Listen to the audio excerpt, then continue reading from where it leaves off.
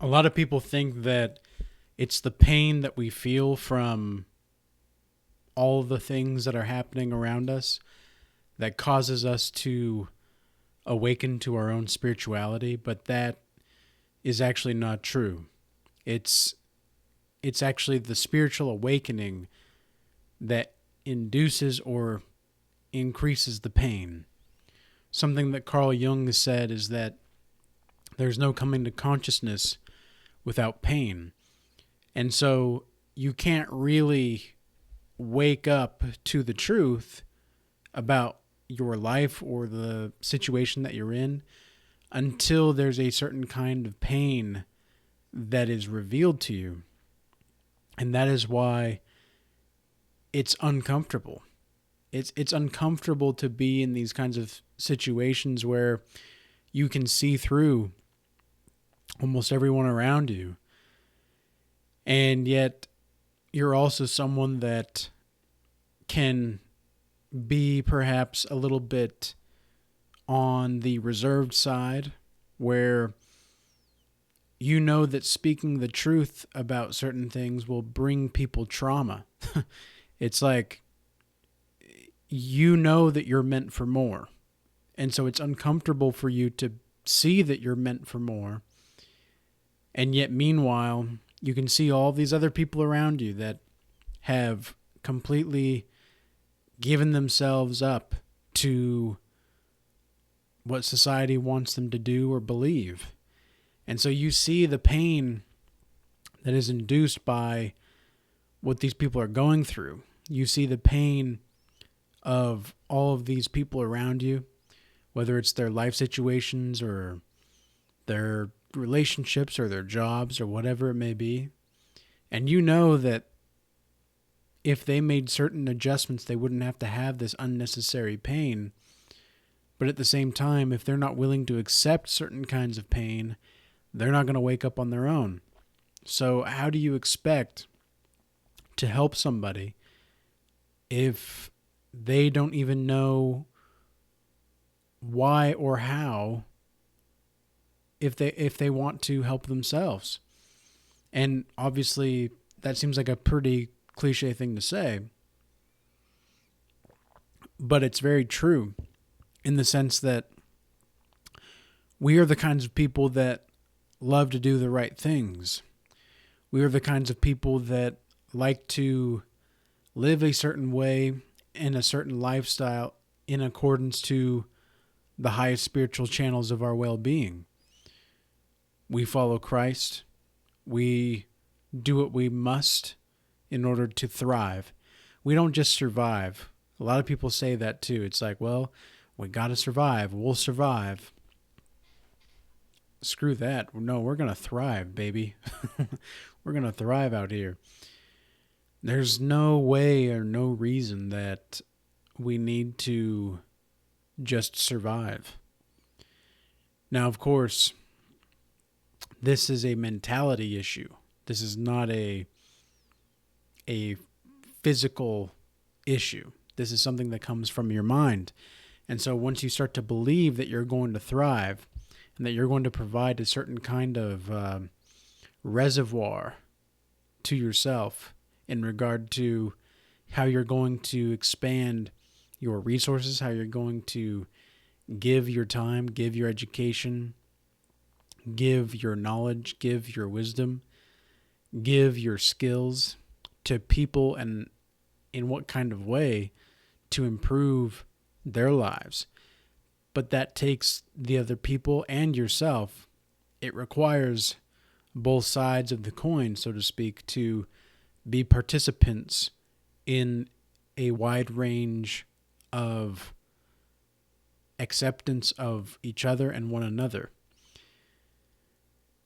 The uncomfortability that you feel when you're on the spiritual path, when you're on the narrow path, the middle way, you might say, as well, is the accumulation of pain. This is time and time again. This is going to be deep wells of pain that are rising to the surface. It's in some ways it's like a volcano, and it can be a very harsh eruption. And then other times it can be a slow magma forming eruption where there's not a whole lot of explosions. And so you need to think about your reality and your ability to withstand certain kinds of uncomfortableness in a similar way to, particularly on the spiritual path, in a similar way to the volcano.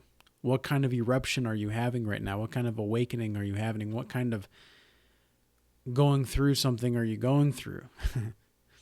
Are you going through something that is kind of an explosion? And if so, what is the proper form of action required? How do you do certain things? How do you get to point A or from point A to point B without getting destroyed by the explosion? How do you maneuver? And then likewise with the slow oozing out of the lava and the magma, what kind of maneuvering do you need to get to, and how do you need to go in order for you to understand that something like this situation is going to be very indicative of the way that you handle yourself.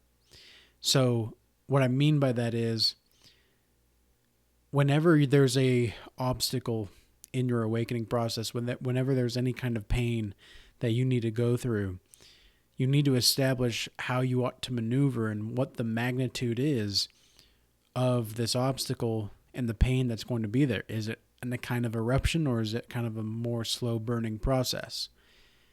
And this is going to be something that only you will be able to really recognize internally.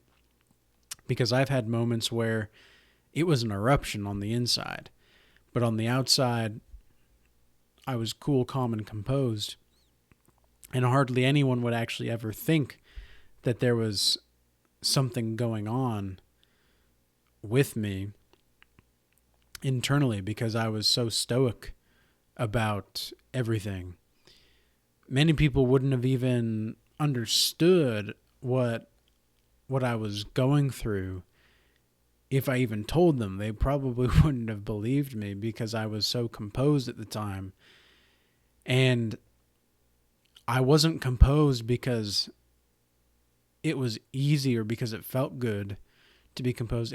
I was composed because I had no other choice. But then there were also times where I wasn't so composed. I just broke down. I couldn't believe it.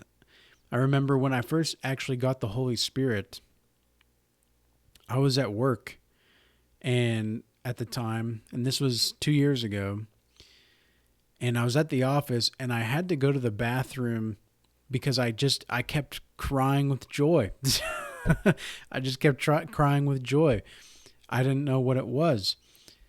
And it was like I couldn't control the overwhelming feelings of love that were just pouring through my body and pouring through my soul. And that was just such a silly time for me. That was just such a silly time because, on the one hand, looking back in retrospect, like, it's so silly. Like, here I am, a 25-year-old man at the time, having to leave the office to go to the bathroom to cry because of the overwhelming feelings of love from the Holy Spirit. That was just, I didn't exactly know what was going on at the time, but those are the kind of profound emotions that you might feel at these times. And of course, this is where you need to really recognize who you are as a human being and what you're really about. What kind of temperament do you really have? You have to be honest with yourself. And I haven't had those kinds of moments like that since. I'm not very I wouldn't say I'm not emotional, because I am emotional. I'm a human being, but I don't always need to express those emotions. But if I do need to express them, I'm okay to express them, and I don't do it in a way that demeans my character. I don't do it in a way that demeans who I am as a person. I don't do it in a way that damages my inner well-being, or in a way that, well, sometimes expressing certain emotions can make other people very comfortable and very happy, and very uncomfortable and very not happy. So I won't say that I'm expressing emotions and everything's hunky-dory, but there are times when I express emotion, and sometimes people really like it and sometimes people really don't. And the times that I do express the things that I don't like, and I'm usually setting a boundary of some kind, where I don't like this, or I don't like it when people do this. If you're going to be with me, around me, in my presence, I don't want to hear about this. And it's not because I'm trying to control everything. It's just I do not have the emotional banquet or the emotional gasoline to hear what's going on right now. I have my own personal limits sometimes, as far as my emotional connection and well-being. It's one of the reasons why whenever I do a consultation, I do make sure to have the utmost internal understanding of what's going on in myself, so that I can understand and perceive what's going on in the other person. And there are times where, of course, I'm not going to be 100% perfect, but I'm going to be as on point as possible. And this is all part of the spiritual process.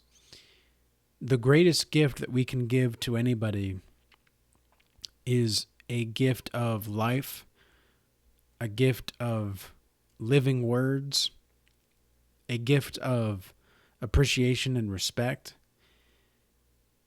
but also respect to the right kinds of people. It's also no mistake, and it shouldn't be a surprise to you, that you're going to be making enemies along the way to your spirituality and your true spiritual self and your true spiritual path. At first, when I started to make a lot of enemies, because I always got a lot of hate and a lot of love wherever I went. But it seemed like when the people that loved me really did love me. And the people that hated me, holy moly, yeah, they really did hate me. And that was hard to deal with at certain times, because I